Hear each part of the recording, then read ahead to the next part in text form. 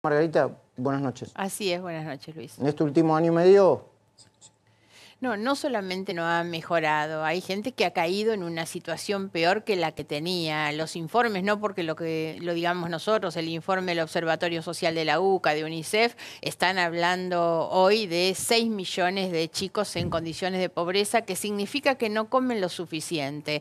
En el conurbano tenemos 1 de cada 4 que tiene problemas de desocupación o subocupación, o sea que trabaja menos horas de las que necesitaría para sobrevivir, ¿no? Y esas son situaciones, 350.000 puestos de trabajo menos en el primer trimestre de este año, ¿no?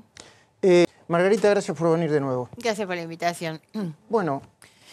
En realidad esto refleja, digamos, es la cara clarísima de qué significa la corrupción, saliendo de lo que algunos plantean como una explicación meramente moral, y bueno, esto es lo que está a la vista y demuestra los daños, los costos sociales y humanos que la corrupción tiene, porque son las rutas sin hacer y por supuesto las vidas que quedan en el camino, ¿no? Ahora, yo quiero volver un poco a tu pregunta de hace un momento, ¿qué pasa con la señora de Kirchner que hace campaña sin hacer campaña y que no aparece? A mí las noticias de los últimos días me han parecido realmente increíbles, cuando su acto de campaña de fin de semana toma el té con la pasta frola y 5 chicas en su departamento, ¿no? Qué curioso. Ahora, vos sabés que yo no lo vi en ningún lado, pero ¿no? yo te digo, la verdad es que lo que me pregunto frente a esa situación, algo tenía que ver con lo que vos decías. Siento que no tenemos conciencia como ciudadanos de lo que eso significa, porque cada voto que la señora de Kirchner saque el domingo que viene es un voto negociado por libertad o impunidad, ¿eh? No hay que confundirse. ¿Cómo?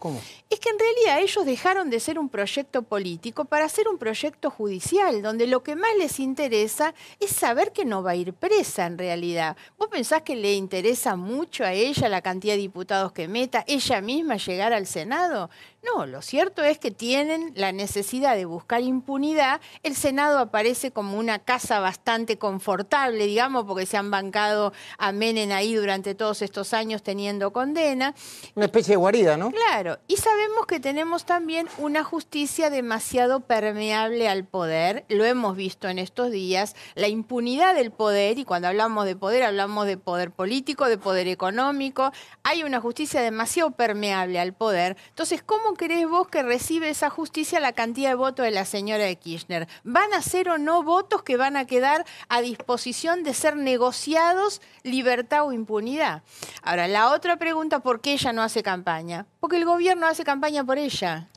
El gobierno hace campaña. ¿Qué necesidad tiene ella de hacer un acto de campaña cuando el gobierno le está dejando todo servida? La subieron a un escenario, decidieron subirla a un escenario cuando la mujer estaba para la autopsia. El cristinismo se fue del gobierno tan pero tan mal, y las maniobras de resucitación se las hizo Macri en realidad, para la autopsia. ¿no? Política, decís, ¿no? Por supuesto, sí, pero es que en realidad era un gobierno que se fue muy mal, no podían asomar la nariz en realidad, estaban en el horno como movimiento político, el cristinismo que era el que dejaba el gobierno.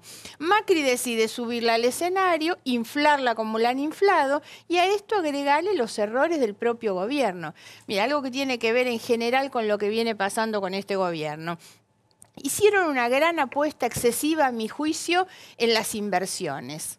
Demasiado a las inversiones extranjeras, y cuando yo visito las pymes acá me dicen, y bueno, nosotros queremos algunas facilidades para hacer inversión nacional. Vino la presidenta de Alemania y les dijo, Alemania tiene mucho interés en invertir en la Argentina, pero necesitamos que primero crean e inviertan los argentinos.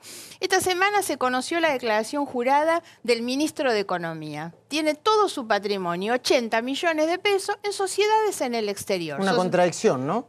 Enorme. Simbólica, ¿no? Ese es un ministro que no puede estar un minuto más en su cargo. ¿Ah, sí? ¿Puedo decir que? ¿Cómo pretenden que vengan inversiones a la Argentina cuando el ministro de Economía no confía en el país? A eso agreguemos que tampoco es que tiene sus inversiones en departamentos, en emprendimientos inmobiliarios, me refiero que se puedan ver. Sociedades que ni siquiera sabemos qué hacen, de qué se ocupan. Y todos conocemos perfectamente que el día que alguien lleva su plata a una offshore en el exterior, como mínimo es para no pagar impuestos.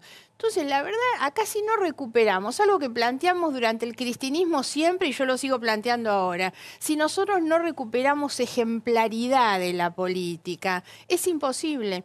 Y lo otro es que al inversor lo que le interesa es tener un país previsible y no lo vamos a hacer. A mí me alarma mucho que el presidente no tenga claro que ahora no se elige gobierno, no está en riesgo el gobierno de Macri. No está en riesgo. No, claro que no, pero él tiene que saber con quiénes después de la elección va a tener que dialogar y consensuar. Los países que avanzan son los que crean consensos y no grietas, y este gobierno profundizó la grieta que construyeron los anteriores. Ahora quiero volver con vos, pero...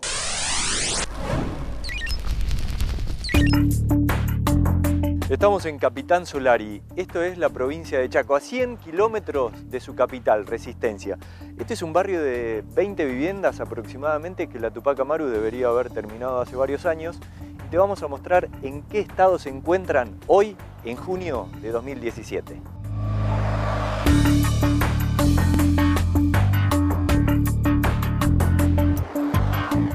Ahí está. Es, ¿no? Sí, no. Mirá lo que es. Es un Mirá lo que desastre. es todo completamente abandonado. Completamente abandonado. Mirá lo que encontrás ahora, chanchos. ¿Por qué hacer estas 20 viviendas en un terreno así? Mirá lo que es. Está totalmente inundado esto. No hubo ningún alteo, ningún nada. Así no. Nada. Nada. O sea, si acá hubiese gente viviendo, esta gente estaría, no te digo bajo el agua, pero Sí. estaría con varios centímetros de agua Por supuesto. en su casa. Por acá. Fíjate Mirá. que no haya ningún pozo. Mirá, que por ahí. mirá. Sí. Te clavas, vos Que te no fijás, haya- ¿no? Sí, más o menos. Acá se hizo un pozo negro para la cloaca. Si observamos por el agujerito, Sí. acá podemos ver el agua dónde está. Está ahí nomás. Está acá, mirá. Exactamente. ¿Está acá? Está rebalsando todo. Y vos Esto fijate es lo un que es bajo, un el estero. terreno. Sí. Es La calle. La calle, cómo está la Mirá calle. lo que es la calle. Como Sí. para que te entre la ambulancia, la policía. Fíjate lo que es la construcción. La colocación de los ladrillos, todo Exactamente, torcido. Todo torcido, un desastre. Fíjate lo que es por dentro esto. Mirá lo que es. Y son grandes, se las ve grandes Sí, las se casas. le ve. Se las ve. Acá podemos observar que no tienen la compactación de suelo, nada, cómo se están rajando las paredes. ¿Qué es lo que pasó con las viviendas de la Tupac Amaru? Bueno, primero que eso no pasa por mí, ese era un convenio entre el Instituto de Vivienda de la provincia y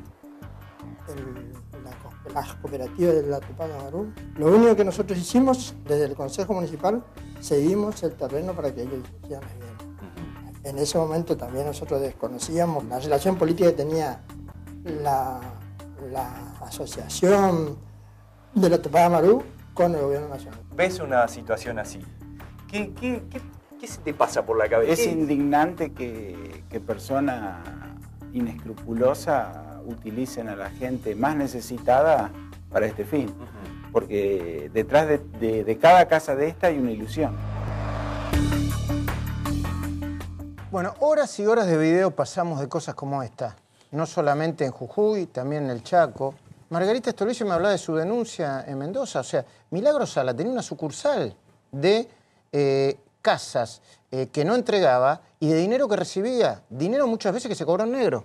Sí, así es. En Mendoza había una sucursal, digamos, con una familia que lo manejaba, una mujer, una práctica pero muy, muy igual a la de Jujuy en realidad. Pero yo me quedo con esta última frase que escuchábamos recién. Atrás de cada una de estas casas había una ilusión, porque la corrupción también se llevó los sueños de muchísima gente. Recordarás el caso de los sueños compartidos de las Madres de Plaza de Mayo. Las viviendas esas, las de la Tupac, iban a la gente más pobre, son viviendas sociales para los sectores más pobres que menos tienen. Entonces, han roto ilusiones de muchísima gente. ¿Hay corrupción en el gobierno de Macri? Te lo pregunto porque hace poco, no recuerdo cuánto, hiciste una denuncia vinculada con las autopistas de que antes eran de la familia de Macri. Sí, yo lo que he planteado siempre es que cualquier gobierno que viniera después del kirchnerismo debió haber extremado la prolijidad respecto del manejo de la confusión de los negocios privados y las decisiones públicas o políticas.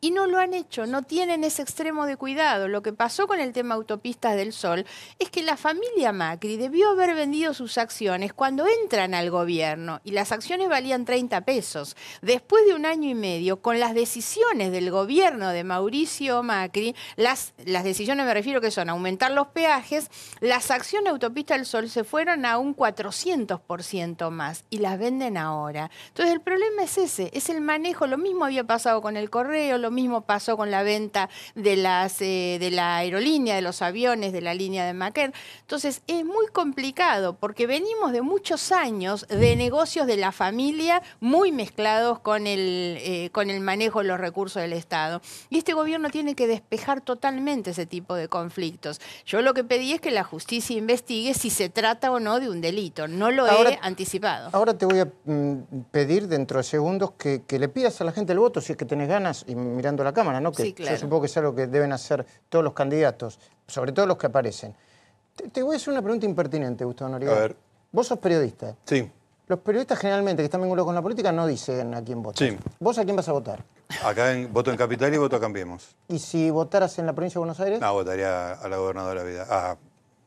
A Bullrich, que no me parece un gran candidato, pero me parece que trataría de apoyar la gestión de la gobernadora Vidal. Ajá. ¿Por qué?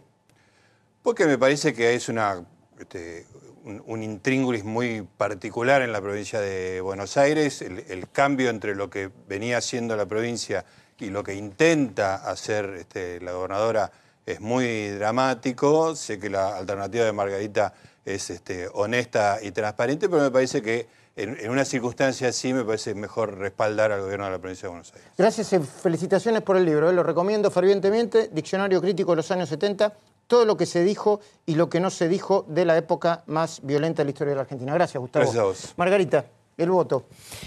Primero que nada, decir que no se elige gobierno, se elige oposición. Nosotros hemos dado muestra más de una vez en relación a lo que decía Gustavo, que somos una oposición que tiene voluntad de cooperar. Hemos acompañado a la gobernadora Vidal cada vez que nos pidió que sancionáramos alguna de las leyes que ella necesitaba para su gobierno. Y nosotros estamos convencidos que no es bueno para la Argentina que la señora de Kirchner sea la alternativa con la que Macri tenga que sentarse a conversar, a dialogar y a consensuar. Nosotros somos esa alternativa, pero tenemos algún otro valor mucho más importante. El mayor déficit de este gobierno, los mayores errores fueron en materia económica. Ellos confundieron y en realidad no han dado respuesta a los problemas de la economía de bolsillo, a los problemas que la gente tiene en su vida cotidiana, el pago de las facturas, de luz, de gas, de los alimentos, de los medicamentos, del transporte. Nosotros tenemos el mejor equipo económico que lidera Roberto Labaña y venimos proponiendo desde hace tiempo que la prioridad de la agenda política deben ser los temas esos que afectan hoy la economía del bolsillo de cada argentino. Gracias, Margarita. Gracias por la invitación. Te lo digo a vos y se lo digo a todos los candidatos, que les vaya bien dentro de lo que se puede. Muchas gracias. A la que no le puedo desear suerte es a Cristina porque ya le pedí varias veces que viniera a este programa.